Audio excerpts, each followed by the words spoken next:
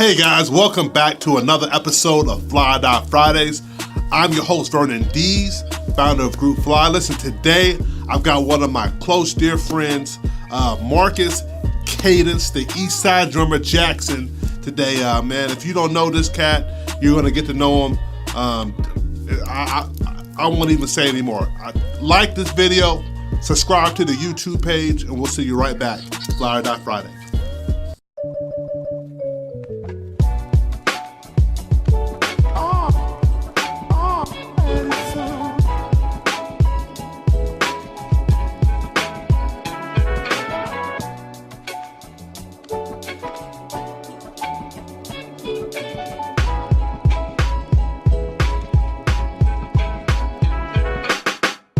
All right, guys, we're back here in another cold day in Oklahoma City. I got my great friend Marcus Kadence, the East Side drummer. Okay, and so I'm gonna run the stat sheet down for this guy. I met him when he was in high school. He was an amazing, hip hop producer. We actually went through Oklahoma City and had all these type of Bible clubs all throughout Oklahoma City. It was insane. But later on, Kadence began to, just continue to grow in his musicality. Was a Grammy nominated producer. You might have heard him on Lecrae. Come on, man. This man produced for Lecrae, man. Come on, man. Second, more than that, he is a father of 3 amazing kids, amazing wife, and then he has a huge heart for inner city missions. And so in ministry, he goes around all over and consults for different organizations and businesses. He's our executive director for our outreach program that we have at our nonprofit. He has his own youth center. Come on, man, this is not normal, And so, he's an entrepreneur, he's a creative, he's all that. But man, I want you to really turn up the volume, because he's gonna drop some gems on us today. So Kadence, man, thank you so much for being here. You just got back from South by, being an artist. So kind of tell us what you've been up to. Tell us what's on your plate. Tell us about this weekend. You just came back from South by. Tell us about that, man. Oh man, South by Southwest in Austin, Texas is always incredible. It's my 6th year going, my 5th year going as an official artist, and it's always great to make connections, to get down there and network, do a couple shows. But the biggest thing about South by is being able to go to sessions, network, and learn from people who are in the industry on a high level. And also you get to, every once in a while bump shoulders with some people at some shows, and see some people walking on the street that you may only see on TV or on your phone, on YouTube and stuff like that. So coming back from there, I'm re-energized, ready to tackle some projects musically, and we're just gonna see what comes from that point. I don't want to say no more about it. Yeah, that's my boy. All right. So Kadence, tell us about what you've been working on. I've been so honored to have a front row seat to see you, to see you in ministry, to see you, start branching out and to start your nonprofit. So tell us a little bit more what you've been working on the, on the Impact City side and all this stuff. Well, in the community, the big thing that I've always felt like was an issue is that there's been so much in impoverished communities or unserved communities. There's so much dysfunction that it becomes normal. And when dysfunction becomes normal, people don't try anymore to get out of it. They just kind of master dysfunction. And so me growing up in that environment and being reprogrammed, by being around great people like you, my man Vern, and some other people, what I'm saying, I was able to come out of that mindset and then turn around and say, man, what do we got to do to reach more young people in the community like I was reached? And so that's when I linked up with Group Fly, with Urban Bridge, and we were like, man, let's get in the community. Let's make some things happen. Let's get mentorship going, entrepreneurship arts and their talents and giftings and purpose, and teach them some financial literacy, teach them some coding and how to use technology and to grow in those areas. But really, mainly, let's help them get the confidence they need to get out of their situation, because it's a mental struggle first. Wow.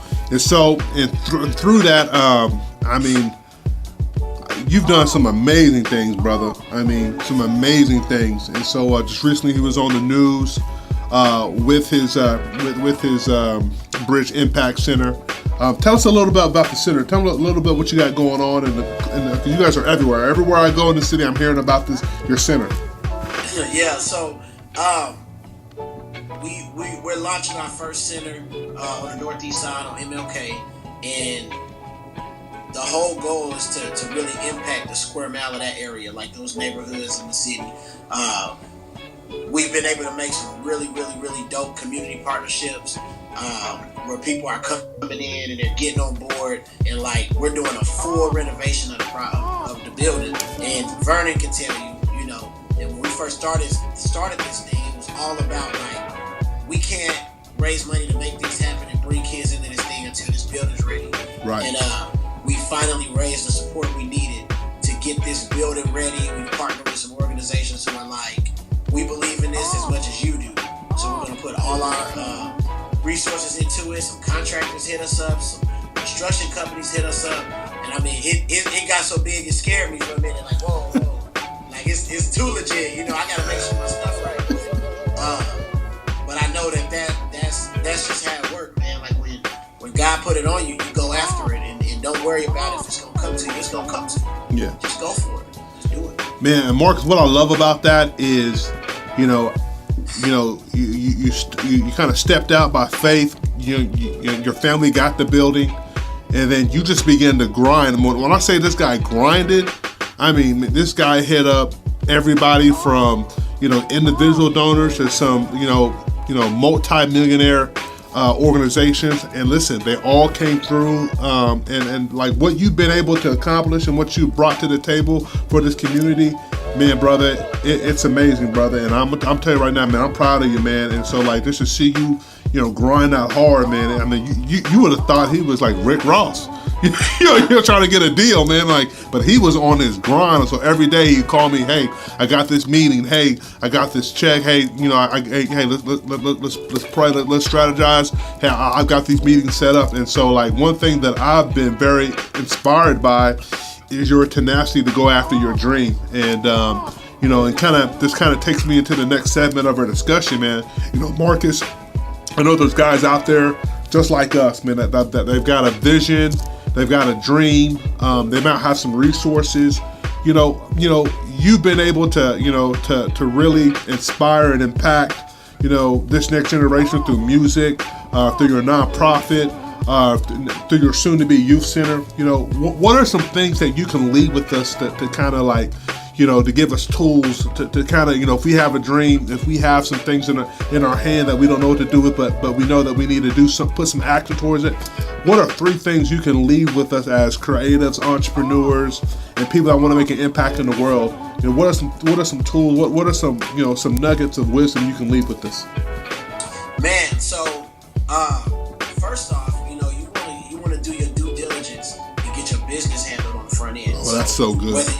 Whether you're doing music, that's good, clothing, business, nonprofit, whatever world you're in, like, I mean, everything you need to know is at the tip of your finger. Like, you don't have to wait and go find somebody. Like, get online, research, find out what you need to do to make sure your stuff is legit, because you don't want to find yourself in a situation where you can't go forward because something isn't legit, or you can't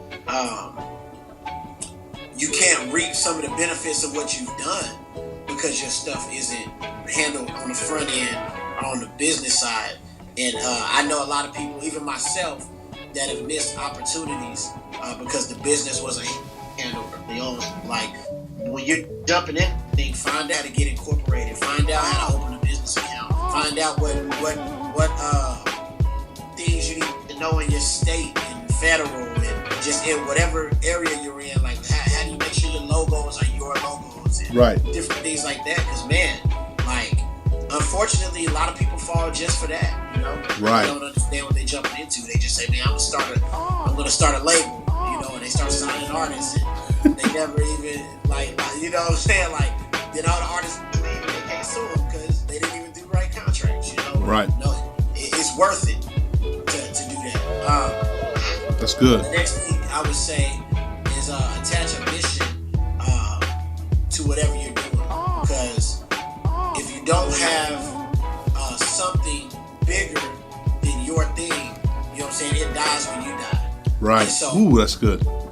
I really believe that, like you look at Group Fly and how we've come alongside each other, Urban Bridge, Group Fly, and we got this community center happening, and we got these entrepreneur workshops happening. So yeah, man, the things that we're doing is beyond Group Fly.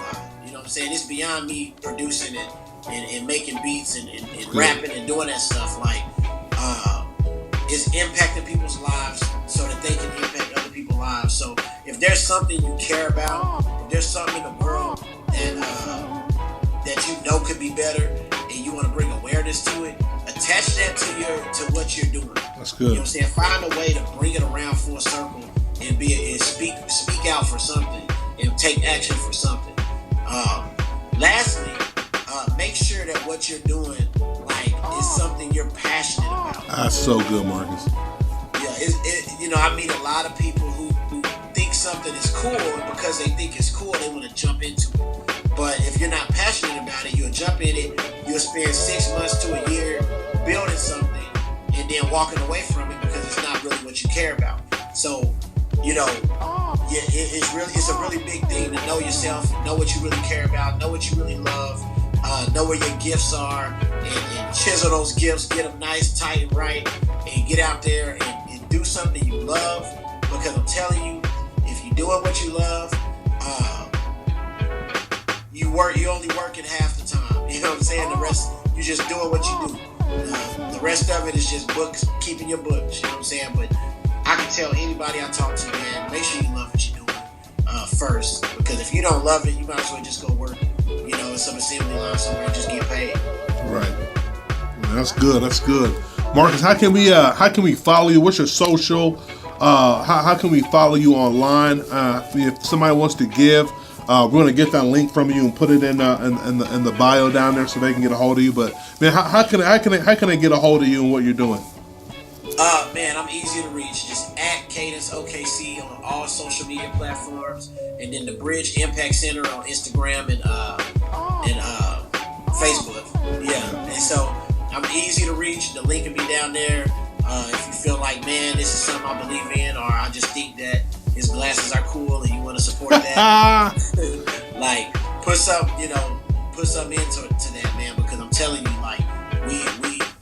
we everything that we're doing is about the next generation. And I don't know about y'all, but I need the next generation to do all right when I'm old. I ain't trying to get, ran out the country by no kids. You know what I'm saying? So we need to pour into them and show them love them. So. That's good. That's good, man. Well, Kadence, man, I appreciate your time. I know you get busy with your projects, your music, and your community initiatives and your family. And so I appreciate you taking time out to be with us today. But make sure you follow my boy Kadence, and really just stay connected with him if you have a heart to reach the next generation. So without further ado, man, thank you guys for tuning in. This is Vern and D's, man. We'll see y'all next week, man. Fly or die, man.